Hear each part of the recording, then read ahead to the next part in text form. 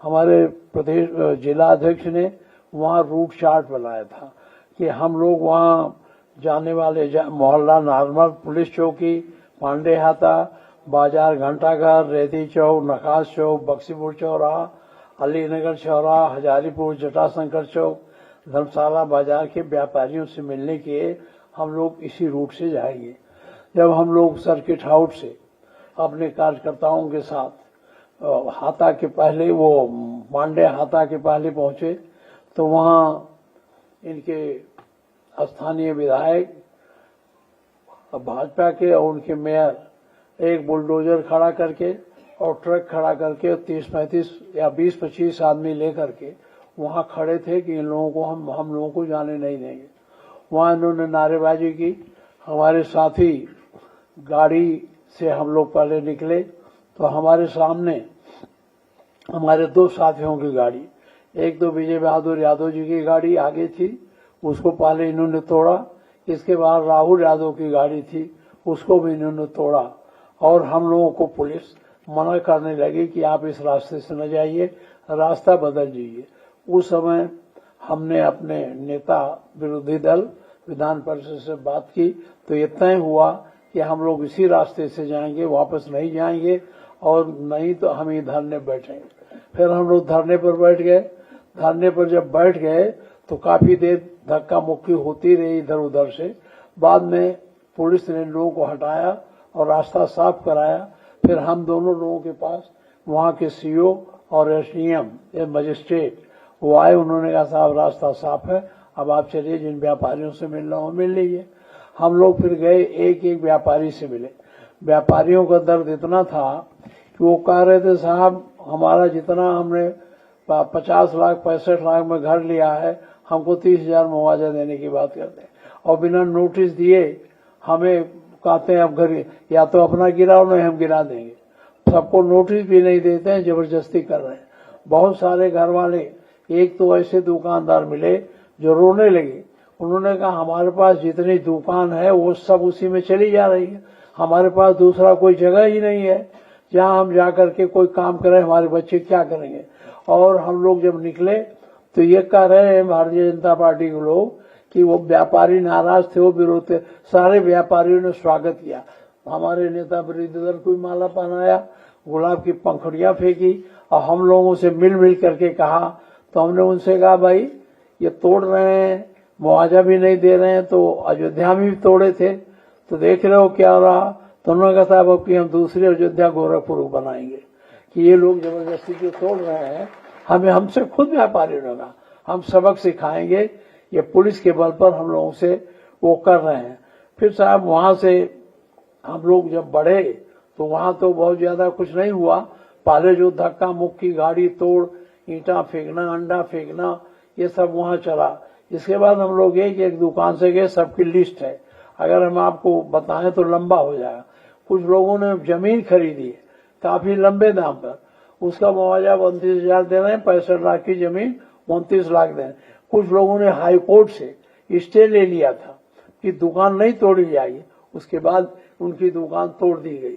हम लोग कुछ हिस्से में हम और कुछ हिस्से में माननीय नेता विधान परिषद व्यापारियों से मिले। वो बहुत पीड़ित तो भयभीत थे, हिंदू मुसलमान सभी, सब ऐसा नहीं था कि वो अच्छा वो जो गलियारा है वो गलियारा वास्तव में अब पार्टी लाइन पर क्या है मैं नहीं जानता, लेकिन मैं उसे बहुत दिनों से जानता हूँ। जब मैं पढ़ता था तब से जानता था और आने जाने का रास्ता भी है, कोई रास्ता भी नहीं हो रहा। लेकिन वहाँ के लोगों ने हमसे बताया कि बाबा यहाँ होली खेलने आते हैं तो उनको जगह कम पड़ जाती है, इसलिए उन्होंने ये योजना बनाई होगी। अब वो दुकानें तोड़ दी गई।